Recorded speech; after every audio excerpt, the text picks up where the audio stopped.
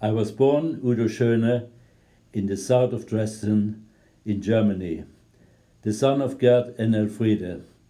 As a young man, I longed the life of travel, and when the opportunity came into my aunt's roller skating act, the Dubowys, the prospect of combining seeing the world with show business was too good of an opportunity to miss. The act involved skating on a podium or platform while swinging my aunt and other ladies from my neck and arms, up to 3 ladies at once. While working at the Moulin Rouge in Vienna, we were seen by the great impresarios of London, who immediately booked us for the 8-month season at the Blackpool Tower Circus in 1959. We have such happy memories for the time with the circus. Of course, I was a young man of 21 back then, earning the grand sum of £12 a week, but just happy to be in the world of show business. Speaking no English was a challenge, although many of the other acts at the time were also German. Somehow I did manage to pass my driving test while in Blackpool. What fun we used to have behind the scenes. It could be quite boring in the long 3-hour gaps between performances, so we had to amuse ourselves somehow. I recall getting up to mischief with the Schickler sisters, who ran a few horse acts. We would chase each other around backstage, dodging the unpredictable elephants, not to mention the equally unpredictable clowns. The show business world was so new and exciting to me. There I was at the age of 21 attending Blackpool's show business party with the likes of the Everly Brothers. Wow! One of the stars of the ice shows at the time was a local girl, Emma Blumen, a fantastic solo skater. Somehow my aunt managed to persuade her to join our act, and she liked it so much she stayed with us for 4 years. Of course, it could get quite slippery on the platform during the Tower Circus' famous water finale. If the fountain sprayed water the wrong way, we were in trouble.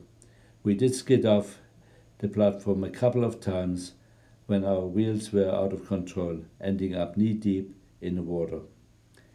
A lovely touch at the end of each circus season was that the Tower would present acts with an end-of-season medal for being part of the show. I still have my medal, as well as my aunt's. On leaving Blackpool, our act headed all over the world in some over 20 or even 30 countries. Before long, I met my wife at a show business party in Calcutta. We were married in Tokyo in the British Embassy by the British ambassador. During the 60s, we had a very successful 2.5-year spell entertaining soldiers in Vietnam.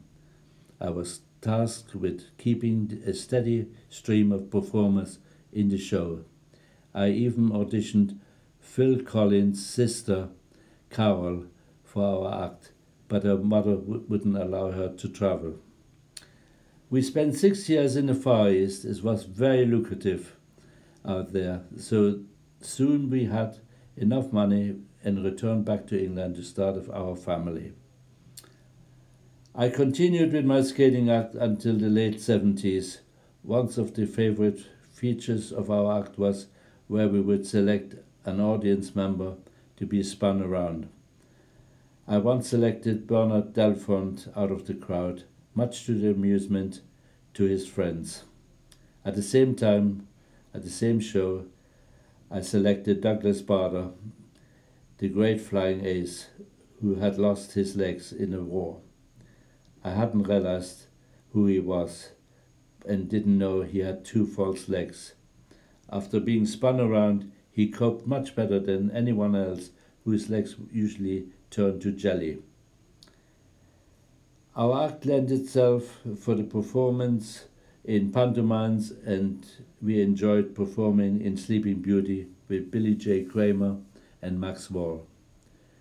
When the famous Blackpool Crown Charlie Caroli found out I was back in England, he booked me for his TV show series. When I hung up my skates in 1978, I took up a career in construction and property. This has allowed me to put something back into the business when I became a member of the Groundwater Water Rats. This is an organization for the top entertainers who meet together to perform for charity. I helped to build their museum and library, which are both well used to this day. My very last time on skates was when my wife became Queen Rattling in 2005. I surprised her by appearing on my skates at the age of 67. Who would have thought this lad from a small town in Germany would still be involved with his show business dream all these years later? I wouldn't have had it any other way.